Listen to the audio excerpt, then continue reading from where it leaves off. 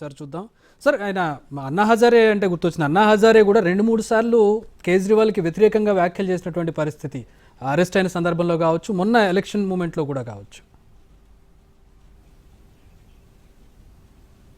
అంటే అన్నాది పర్సనలే తప్ప అదేమి ఐడియాలజికల్ పొలిటికల్ కాదు కదా. ఆయన అన్నా హజారేకు కేజ్రీవాల్కు మధ్య ఉండే వివాదాల గురించి మనం ఎందుకు మాట్లాడాలి? మరొక విషయం సార్, అంటే ఇప్పుడు ఆప్ చేసుకున్నటువంటి స్వయంకృత అపరాధాలతో పాటు బీజేపీ ఎప్పుడు అంటే లెఫ్టినెంట్ గవర్నర్ తోటి ఆప్కి ఎప్పుడు కూడా సయోధ్య లేదు, ఎప్పుడు కూడా ఏదో ఒక గొడవ జరుగుతూనే ఉంటుంది. లా అండ్ ఆర్డర్ విషయంలో కావచ్చు, ఇతర అభివృద్ధి విషయాల్లో కావచ్చు. బీజేపీ ఒక ప్రజల్లో ఒక అభిప్రాయాన్ని ఏమైనా కలిగించడంలో సక్సెస్ అయిందా? అంటే ఇక్కడ కూడా బీజేపీ వస్తే బాగుంటుంది, ఎందుకు ప్రతిసారి ఈ గొడవలు, ప్రశాంతంగా ఉంటుంది కదా బీజేపీని ఇక్కడ తీసుకొస్తే, సరే ఈసారి బీజేపీకి ఇచ్చేద్దాం అనే ఒక అభిప్రాయం కొంతమంది ప్రజల్లో కలిగించగలిగింది అనుకోవచ్చా? అంటే పాసిబుల్ ఇది. ఎందుకంటే అరవింద్ కేజ్రీవాల్ ఏంటంటే విక్టిమ్హుడ్, నన్ను పనిచేయనిస్తలేరు అని. అది నిజం కూడా. ఎందుకంటే భారతీయ జనతా పార్టీ ఒక రకంగా ఆమ్ ఆద్మీ పార్టీకి సంకెళ్ళు వేసింది. ఎందుకంటే దేశంలో ఎక్కడా లేని విధంగా ఢిల్లీ ప్రభుత్వానికి కనీసం క్లర్క్ను కూడా బదిలీ చేసుకునే అధికారం లేకుండా ఒక civil servant Delhi chief minister కు చీఫ్ సెక్రటరీ పైన, ప్రిన్సిపల్ సెక్రటరీ పైన కూడా అధికారం ఉండదు. ఢిల్లీలో ఒక ఆఫీసర్ను బదిలీ చేయాలంటే ముఖ్యమంత్రికి అధికారం కన్నా కూడా అధికారులకు అధికారం ఉంటుంది. ఢిల్లీ పోలీసు కేంద్ర ప్రభుత్వం చేతిలో ఉంటుంది. ప్రతి దానికి లెఫ్టినెంట్ గవర్నర్ అడ్డుపడతాడు. ఆఖరికి రేషన్ వస్తువుల్ని ప్రతి ఇంటికి సరఫరా చేసే పథకాన్ని ప్రవేశపెడతామంటే కూడా దానికి కూడా లెఫ్టినెంట్ గవర్నర్ అడ్డుపడ్డాడు. లెఫ్టినెంట్ గవర్నర్ అడ్డుపడని అంశమే లేదు. అందువల్ల చాలా దుర్మార్గంగా, అన్యాయంగా బీజేపీ ఢిల్లీ ప్రభుత్వాన్ని అప్రతిష్ట పాలు చేయడానికి, పనిచేయకుండా చేసడానికి ప్రయత్నించే అందులో అనుమానమే లేదు. కానీ కేజ్రీవాల్ చేసిన మిస్టేక్ ఏంటి అంటే, దీన్ని నేను రోజు ఫైట్ చేస్తే, రోజు ఎక్స్పోజ్ చేస్తే సరిపోతుంది అనుకున్నాడు. ప్రజలు ఒక దశ వరకు దీన్ని అంగీకరిస్తారు. కానీ ప్రజలు ఎమోషన్, భావోద్వేగం, అన్యాయము, మా ప్రభుత్వాన్ని పనిచేయనిస్తలేరు అనేది ఎప్పుడు పనిచేస్తుందంటే కంప్లీట్ ప్రో ఇన్కంబెన్సీతో పనిచేస్తుంది. కానీ యాంటీ ఇన్కంబెన్సీ మొదలైనాక అది పనిచేయదు. మీరు ఎక్కడైనా చూడండి, అంటే ఈ ఎమోషన్స్ ఎప్పుడు పనిచేస్తాయి, యాంటీ ఇన్కంబెన్సీ లేనప్పుడు పనిచేస్తాయి.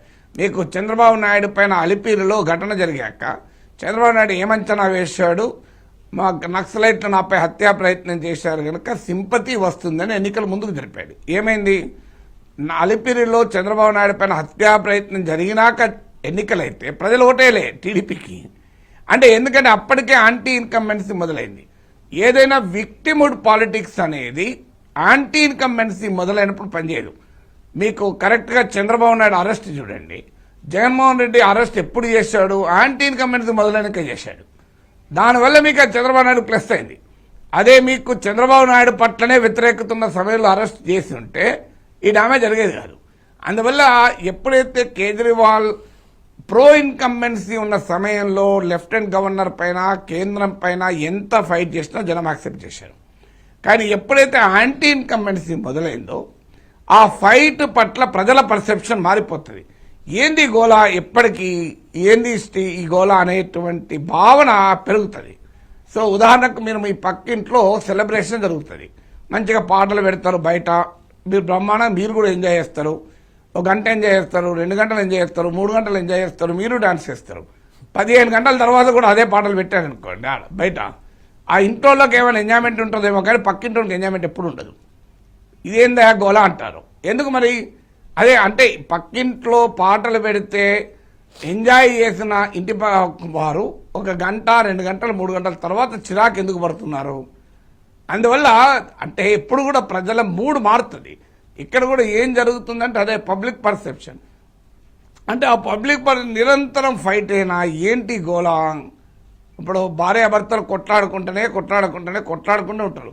ఓ దశకు వచ్చిన తర్వాత బంధువులు, మిత్రులు ఏమంటారు, ఇది చూడలేక సస్తానమయ్యా, సపరేట్గా విడాకులను తీసుకోండి అంటే. అప్పటిదాకా మీరు కలిసి ఉండాలి, పిల్లల కొరకైనా కలిసి ఉండాలి, మీరెవరో ఒకరు తగ్గాలి, దాంపత్యం అంటే అది, వివాహం అంటే అదే ఉపన్యాసాలు ఇచ్చిన ఒక స్టేజ్ వచ్చాక ఏందా ఈ గోళ, సపరేట్గా విడాకులు తీసుకోండి అంటారు.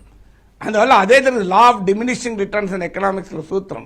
కేజ్రీవాల్ కేంద్రం పైన పోరాటము ఇనీషియల్గా బాగా జనం రియాక్ట్ అయినా ఒక దశ దాటినాక లా ఆఫ్ డిమినిషింగ్ రిటర్న్స్ ఎక్కడో కానీ రాజీ పడి ఎంతో కొంత పని చేయించుకుంటే బాగుండు కదా, నిరంతరం ఫైట్ ఏంటి అని. ఇప్పుడు మీకు ఇక్కడ కేసీఆర్కు గవర్నర్కు మధ్య ఘర్షణ కూడా అదే జరిగింది, మీరు గమనించండి.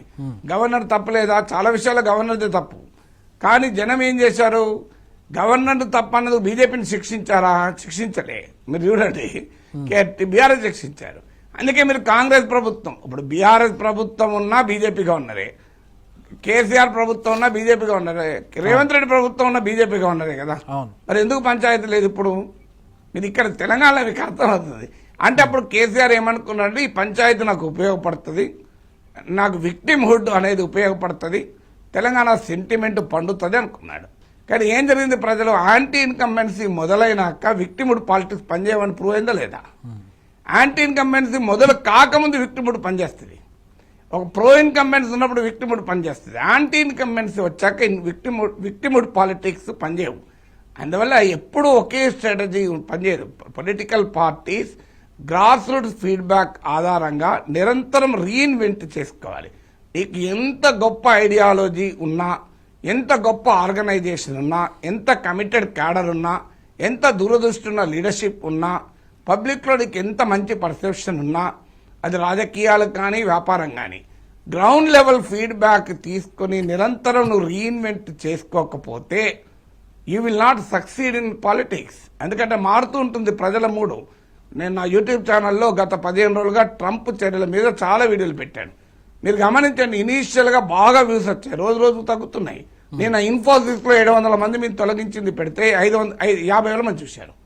అంటే ప్రజలు ఏంది, ఏ ట్రంప్ కరెక్టే, ఇంతకాలం ట్రంప్ అనే దశకు వచ్చారు. నేనేం చేశాను, ఆ దశ వచ్చిన తర్వాత మార్చాను. అంటే I have reinvented my self. నేను ఒక నా చిన్న ఎగ్జాంపుల్ చెప్తున్నా. సో అందువల్ల ఎక్కడైనా లైఫ్లో you have to reinvent your self. మీరు ఒకే రకంగా ఇప్పుడు పెద్ద పెద్ద టాప్ సినిమా యాక్టర్ల సినిమాలు కూడా ఫెయిల్ అవుతుంటాయి చూడండి. మీరు గొప్ప యాక్టర్లు కూడా ఫెయిల్ అవుతారు. మీకు ఈ మధ్య కాలంలో కూడా మీరు పేర్లు బాగుండదు, వాళ్ళ అభిమాన సంఘాలు మన మీద పడతాయి. కానీ సో బ్రహ్మాండమైన టాప్ యాక్టర్ల సినిమాలు ఎందుకు ఫెయిల్ అవుతాయి? ఒకే టైం ఉంటుంది. They have to reinvent.